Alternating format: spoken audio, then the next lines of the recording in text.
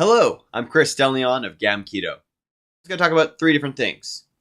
The first of those is that Unity is often our best fit as a platform for small teams, solo developers, part-time developers. Unity is great, but it's often not the best place to start. Or even if you did start there, there are advantages to taking a step back and doing some programming outside of an engine, outside of any sort of frameworks like that. We'll talk more about that in a second. The second thing I'm going to talk about is the value of making covers of classic games you like, right? I mean, of remaking simpler, older games as a way of familiarizing yourself with fundamentals. We'll talk a bit more about that in a second. And then the third point is to code in a way appropriate for your scale, which is to say that unless you're a full team of full-time professionals working 40 hours a week plus, then you don't necessarily program the same way for your games. If all you have are a few hours here and there, there's different practices and trade-offs that we have to make as developers in order to still produce the kind of games that we are complex enough for us to be interested in.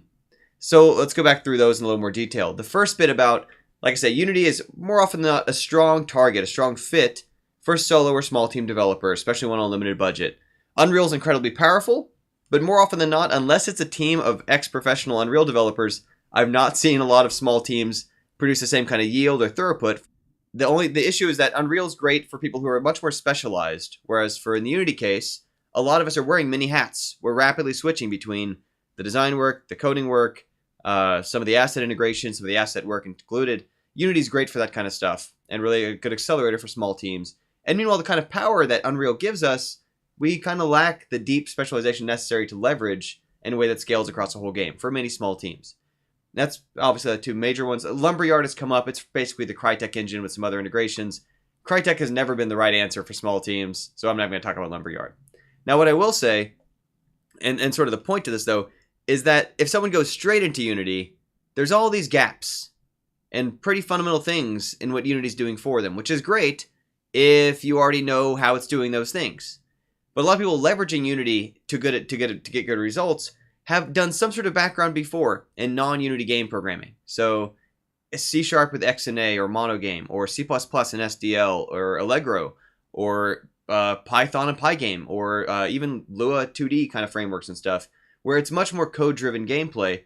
And what that results in is, I think, an important understanding about how code operates things like motion, display, input handling, collision detection at the most fundamental level.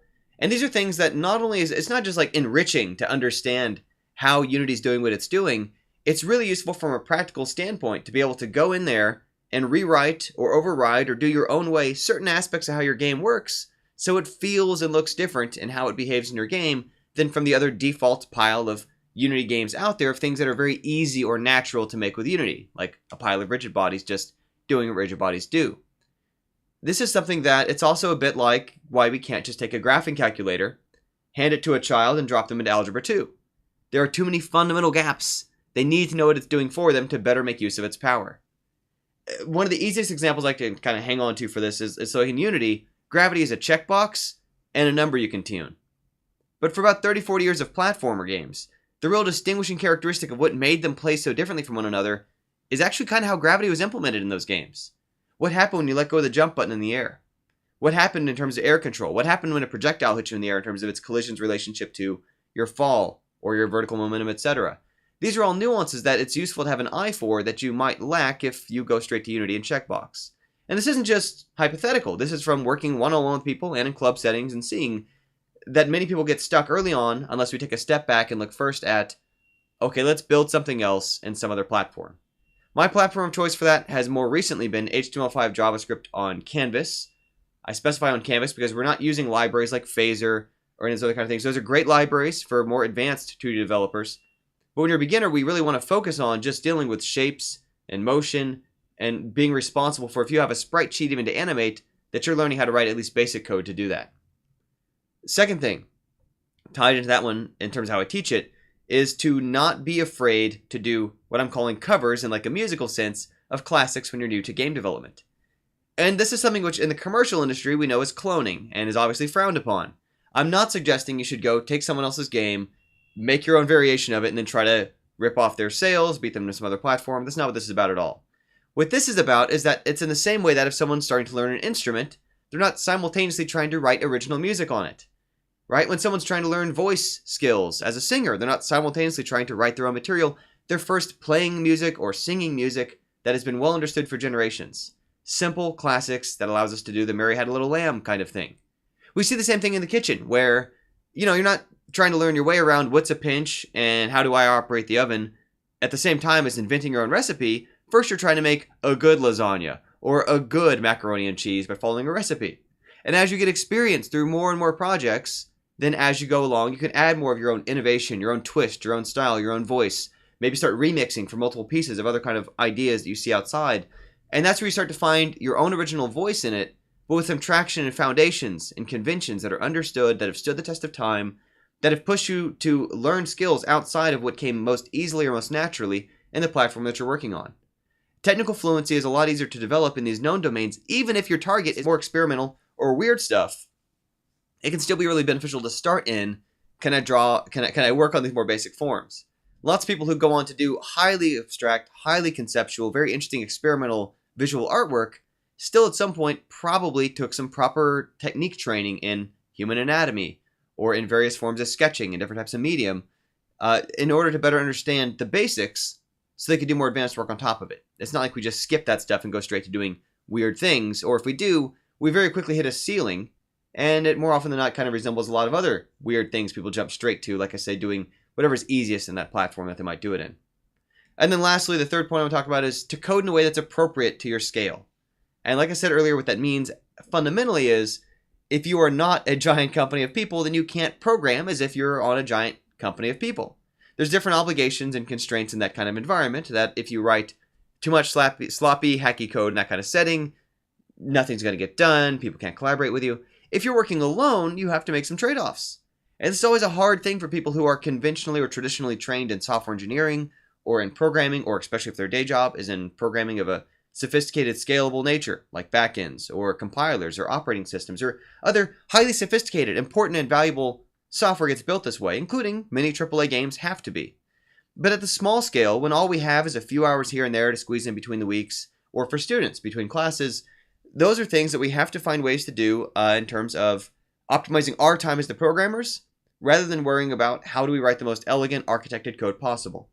Among especially beginning programmers, beginning game developers, I've seen far more people get derailed and lost and demoralized from worrying too much too early about trying to optimize their code, or worrying about trying to perfectly architect and plan out their software, than I've ever seen from people writing some non-performant code, which is usually not an issue on a modern computer for simple games, or from a lack of program planning, which for a small enough game isn't necessarily that useful.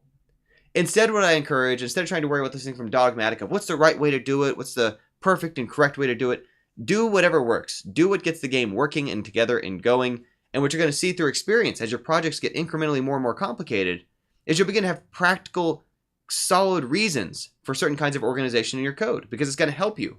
Because then and there you cross a threshold where you're going to see how it benefits, that it helps you bring your work to another level. If you try to do that stuff on a tiny project, you could spend months doing stuff that frankly ought to take you days or less. And it's useful for your own understanding, even if you're going to move on to bigger projects, to work in a studio, etc., to be able to see where that line is.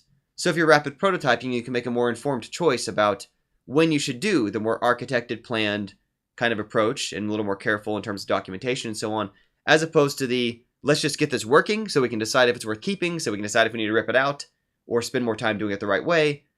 Prototyping is a very real part of game development, so there's lots of things that a computer can do that we can then try and form an opinion on that our brains aren't such good emulators for. So useful skill is to be able to code in a format appropriate to your scale. If you're working alone, if you're on a small team, you can't be too critical of yourself in writing the same kind of code that maybe, like I say, for a day job might not be as appropriate, especially when you're starting out, especially when you're getting started. Just focus on just get the game working. So once again, that is Unity is often not the best fit for your first environment, or if you jump straight to it, I encourage go outside of there, do some gameplay programming in some other format. Now, I'm not going to say to the extent of you don't need to worry about manual memory management anymore for a small kind of game. Lots of people are getting away with delaying that until very advanced optimization considerations. But so like I say, I've been teaching with HTML5 JavaScript Canvas for that. It's been working out great. I used to teach that with processing. There's lots of options for that. But something outside the domain I think could be useful to supplement and enrich your understanding of Unity or whatever engine you may choose. To not be afraid to do covers of classics. It's not commercial cloning. It's not ripping anybody off. It's practicing the fundamentals to better understand what you're doing and how it all fits together. And what are the conventions that you can learn so you have a foundation to build upon, even if you move on to unconventional and more experimental work. And then lastly, to code in a way appropriate to your scale. So, basically hack and don't feel bad about it, especially when you're starting out. So that's it for me. If you want to see, I've got some video courses that how to follow this approach, this philosophy at codeyourfirstgame.com. You can get there with or without the hyphens, codeyourfirstgame.com. Takes just a few hours, helps kind of show you this approach I'm talking about as a foundation. Helped at this point lots of people get started. So hopefully of use to some of y'all out there. And best of luck to you in the future. I look forward to playing your games. Oh, right. And one more quick point. Learn to make your own placeholder art and audio assets. And when I say placeholder, I really mean placeholder. I mean, like, can I tell that that's a chair and that's a helicopter? And if you can, move on, right? And I'm not saying everyone out there needs to go to art school, become an artist, take a bunch of courses and becoming skilled in it. What I am saying is don't go out there and just find a kit that has a bunch of art already in it. Don't go finding art bundles. Don't go buying them on the asset store. Or you wind up reverse designing your games around whatever art you can find. And what's going to unlock your skills as a game developer is that when you have an idea for something that ought to be in your game, you can represent it in a way that people can tell what it is. You can move forward with the design. And I'll tell you what, if the mechanics ever get to a point where people find it really fun to play, you can tell you're really onto something. Maybe it's getting festival review responses. Maybe it's getting outside traction on YouTube, etc. Whatever it might be. At that point, it's easier to justify spending more time and energy on find a skilled artist collaborator, maybe commission art, etc. But before that point, just get practice at making your own placeholder art assets, 2D and 3D. Like I say, just a level of recognizability. And likewise for sound effects, don't go out of your way to find professional quality sounds and stuff. Waste the time and money early on. Make sounds that work. Find sounds that work that are obviously have a license to use. I just want to emphasize that of get comfortable making placeholder assets because that's going to really unlock your potential for your own original ideas down the line.